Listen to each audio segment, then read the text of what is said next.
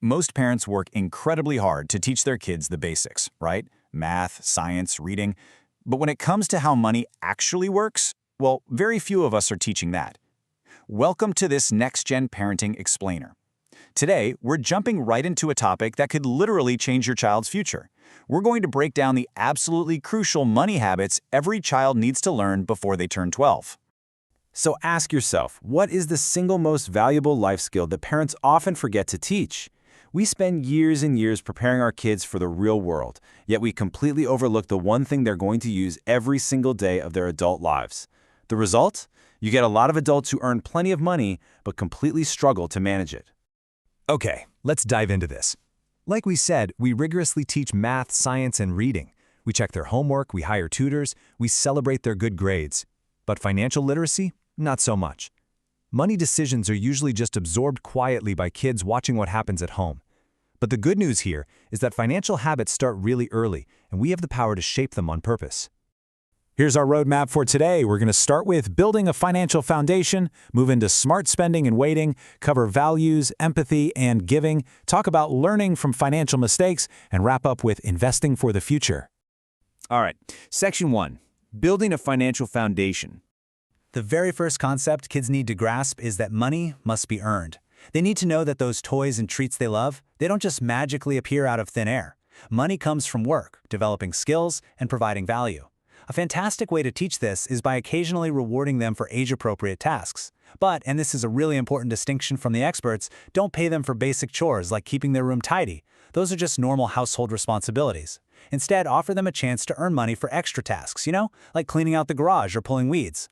This perfectly connects effort and hard work with financial rewards. Which brings us to the next massive lesson: save before you spend. One of the biggest mistakes adults make is spending first and saving whatever's left over, which, let's be honest, is usually nothing. We've got to teach children that whenever they get money, the rule is simple: save first, spend second. A brilliant, super easy way to do this is the 3-jar system. You literally just label 3 jars: save, spend, and give. Whenever they earn a little cash, a portion automatically goes into each. It's incredibly simple, but man, it works wonders for building a lifelong habit.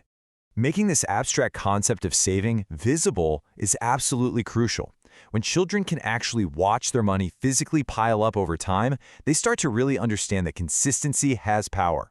Keeping the saving process visual, whether it's clear jars or a dedicated piggy bank, helps them develop real discipline and an incredibly positive attitude toward managing their money. Moving right along to Section 2, smart spending and waiting.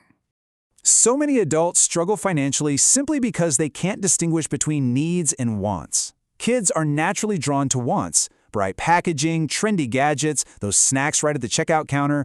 We have to teach them that needs are things that keep us alive and safe, like food, education, and shelter. Wants are just the fun extras. Understanding this difference is honestly life-changing, and you can start teaching this even to preschoolers. Next time you're at the grocery store, just explain why you're buying a loaf of bread instead of a second box of cookies. And that brilliantly sets up our next habit: delayed gratification.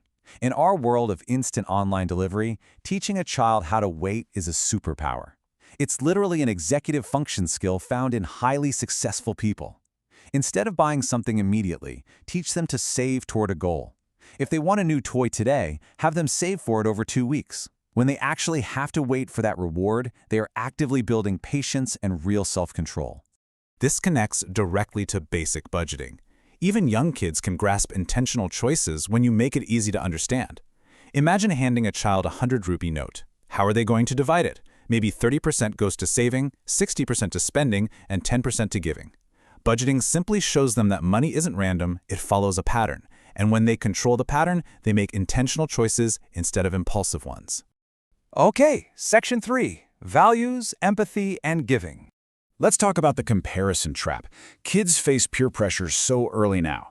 You've probably heard it, but my friend has this, or everyone else has that new phone. We absolutely must teach them that financial success is not about impressing other people. It's about making smart, sustainable choices for yourself. Comparing what friends have almost always leads to terrible financial decisions. A clear mind and zero unnecessary debt is way more valuable than a flashy purchase. And that brings us to empathy. Money is just a tool, right? It can provide comfort, Sure, but it definitely does not automatically create happiness. True financial intelligence has to include kindness. Encourage your kids to donate old toys, help others, or use their gift jar for a meaningful cause. Teach them early on that true wealth is actually about health, family, friendships, and character. That's a lesson that pays dividends forever. Let's jump into Section 4, Learning from Financial Mistakes. A huge part of this journey is letting kids mess up. I absolutely love this quote from a financial planner in our sources. They said, "I'll sit back and let them make some spending mistakes so they can see the consequences of their actions." Think about it. If your child goes to a fair and impulsively blows their entire $20 allowance in the first 5 minutes on one silly game, let them. Do not immediately rescue them or hand them more cash. Natural consequences are by far the best teachers. Here is a phenomenal parenting tip for when that exact thing happens. Instead of rushing in to save the day or even scolding them, just calmly ask, "What would you do differently next time?" This completely flips a financial mistake into a powerful, judgment-free learning opportunity. They'll probably tell you themselves that next time they'll walk around the whole fair before spending a dime. Boom, they just learned how to evaluate purchases. Finally, Section 5, Investing for the Future. For the older kids, it's time to introduce basic investing. Now, don't worry, you don't need to explain complex stock market algorithms to a 10-year-old. Just explain that money can grow over time, exactly like a tiny seed growing into a massive tree. When you plant your money in the right place and leave it alone, it literally grows its own money. This is the magic of compound interest, taught without any complicated math. The earlier they get this, the better. To make it super concrete, show them that investing even a tiny amount, like 100 rupees today, can become so much more valuable in the future simply because time is doing the heavy lifting. Once they realize their money can work for them, rather than them just constantly working for money, they are fully equipped to build real wealth. Ultimately, what's the big takeaway here? The goal isn't necessarily to raise a rich child. The goal is to raise a financially responsible adult. Think about it. A kid who understands saving consistently, spending wisely, investing early, and giving generously, they are going to have a massive, massive advantage in life. Financial education starts right at home, and the lessons kids learn before age 12 truly stay with them for their entire lives. Remember, small money habits today create immense financial freedom tomorrow. Now, I'd love to hear from you. What's the very first money lesson you learned as a child? And what's the one lesson you most want your kids to learn? Drop your thoughts in the comments below. Let's get a great conversation going. If you found this explainer helpful, please don't forget to like, subscribe, and turn on those notifications.